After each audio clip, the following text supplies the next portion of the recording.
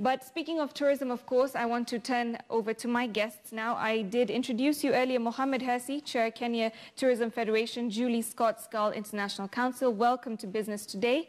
Thank you. Thank you so much for joining me. Now, let's start off with you, Julie, because, of course, the SKAL Congress will be in Mombasa from 17th to 21st October.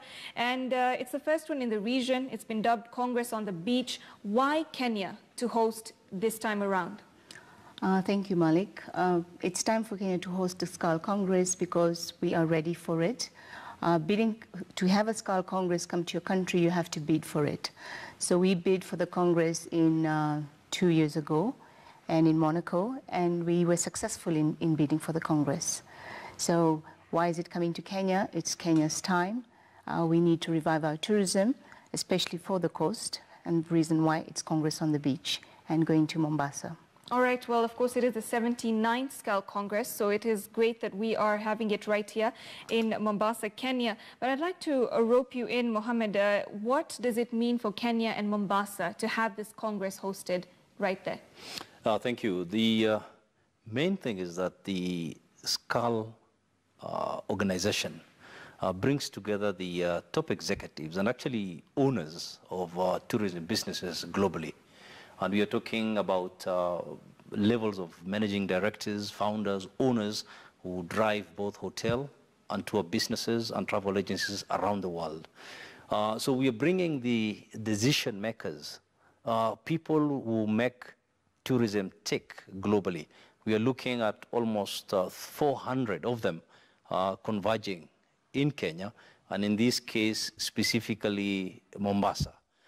This is something, we've been looking forward to for a long time. As Julie stated, 2 years ago, we got it, and then we lost it due to things that were beyond our control. But as the Kenyan spirit, never say die, we went back again to bid, and the world supported Kenya. So what does that mean? It means that all these executives, some of them may not have visited Kenya in the past, will have an opportunity to experience both Nairobi and more specifically Mombasa and the Kenya coast. And in the process, share their experience with the employees and their partners and their shareholders, wherever they come from.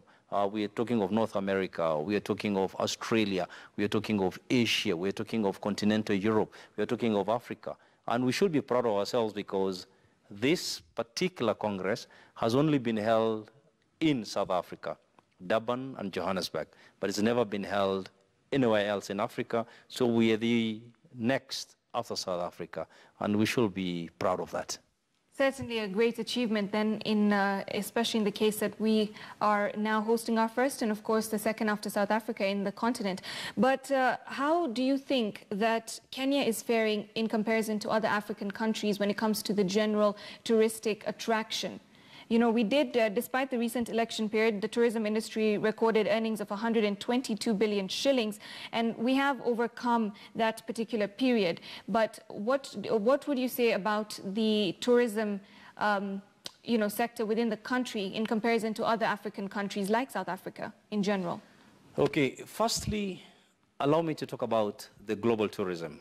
Global tourism, we are now just past the 1.2 billion traveler. That's the number of travelers who have left their home to go to other places. What's the share of Africa?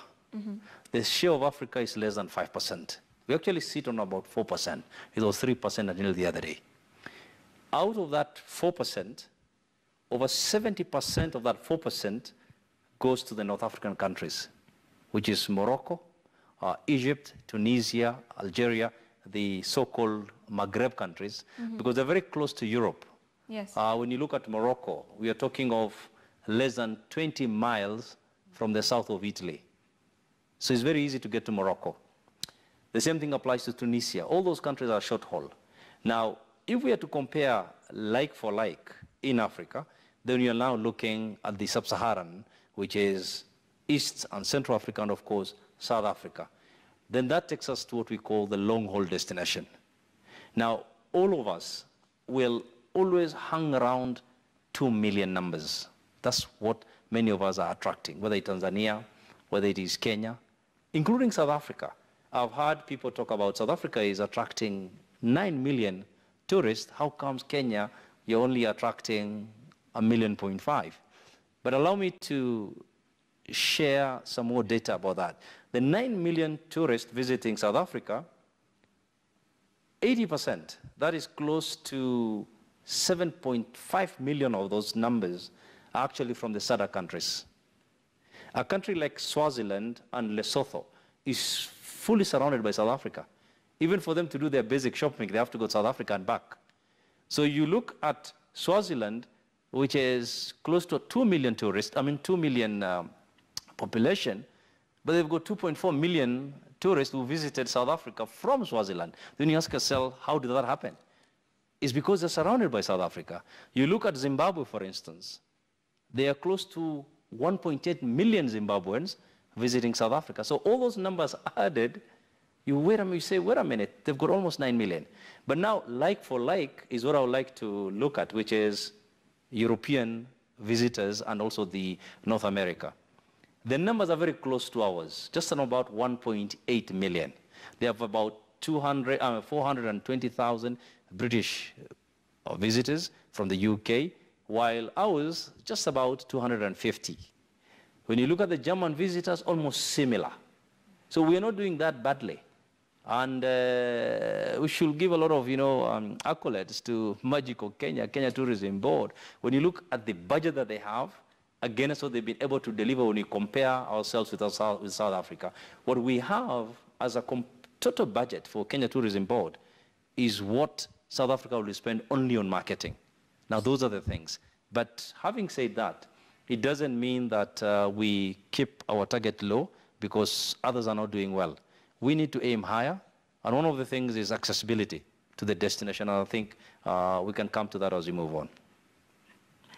Yes, absolutely. Thank you for that. Clearly, proximity plays a great role when it comes to attracting as many visitors, and thank you for shedding light on that. And I want to marry that with the idea of SKAL, because you have 150,000 members in 400 clubs throughout 90 countries. And of course, we're going to be seeing a great flux of people coming for the SKAL Congress in Mombasa, 17th to 21st October. And what do you think are the greatest key factors that they will be looking for within Mombasa, within Kenya, for them to be able to promote? We have travel agents, we have key decision makers coming. What are the factors that will sell Kenya and, make it one of the destinations they want to market greatly? The first thing they're coming here for, of course, is the actual Congress. And we have definitely, quite a few of them are coming earlier. So there's quite a few post tours, and after the Congress, there'll be quite a few people staying. They're coming to see Kenya. For a lot of them, it's the first time, which is very great for us, because we realized when they were sending out their requests that it is the first time for them. So of course, they're going to go to the game parks, which is something that we've seen coming up a lot. Some are doing culture tourism, which is very nice to see that they will be doing some culture tourism. We also have a SKAL member from one of our SKAL colleagues, actually from Monaco, he was doing some work in Amboseli. So he's going to be going out to Amboseli. It's in a school. So again, giving back to the community when they're here. So there'll be a lot. And of course, the beach. And we are encouraging, we're going to be in North Coast, but we are encouraging to go to South Coast, see Diani Beach, which is one of the most beautiful beaches in the world. And so we really expect to see more of Kenya. So as you've mentioned, of course, culture tourism, safaris, game drives, beaches, these are some of the factors that do draw a lot of tourists to Kenya. But are there other avenues that we haven't tapped into yet? I will move on to you, Mohammed, to tell us more on that. What are some of the avenues that we still need to magnify when it comes to touristic attractions within the country, aside from these that are relatively well known? Thank you. One of the things that we always focus on is safari. But the fact that we have SKAL coming to Kenya, and this time round is at the coast, is also to show them that Kenya is just more than safari. We have places where, or rather source markets, that don't believe that Kenya has got anything to offer when it comes to beach holidays. And I'm glad that, was it yesterday that CNN identified 8 great beach destinations in Kenya. And that coming from an American farm, that really was something to smile about, because the Americans don't consider Kenya and Africa, for that matter, as a beach destination. So in the process, hopefully, with all these buyers coming to Kenya, they should be able to see it for themselves that actually, indeed, Kenya is a world-class destination when it comes also to beach offerings. Now, the issue of diversification has been mentioned many times. And one of the key things that we have not exploited well is sports tourism. You know, virtually every other weekend, we are breaking a world record in some city, you know, in some marathon, some cross-country. But we've never been able to exploit that, to invite the world to come and see how do our athletes do it. So today, if you are to go to, you know, E10, you are to go to Eldoret and the North Rift, these are places that we should have, you know, even academies where people come in to study, where even research is done. Because the rest of the world, you know, when you look at different sports, people have exploited their sports, but we haven't. Then culture. You know, Kenya is a country of, you know, we're melting pot. When Absolutely. You look, yeah. But we've never told the world, you know, what we are, what we do, what makes us different. Unfortunately, we've used the culture bit, you know, negatively in our own country. But I think the fact that we have got 40 different communities, 42 or whatever, that to me is a huge opportunity, because the modern traveler they don't want to go to one place time and again. Once they've been to a place, they want to experience something different. And the modern traveler wants to experiment, to experience the true culture of the place that they're visiting. Thank you very much, Mohammed Hersi, for shedding more light on the areas that we can explore when it comes to Kenyan tourism. Of course, Julie Scott as well, talking about SKAL, the Congress in Mombasa this month. We're very excited. Thank you for joining us.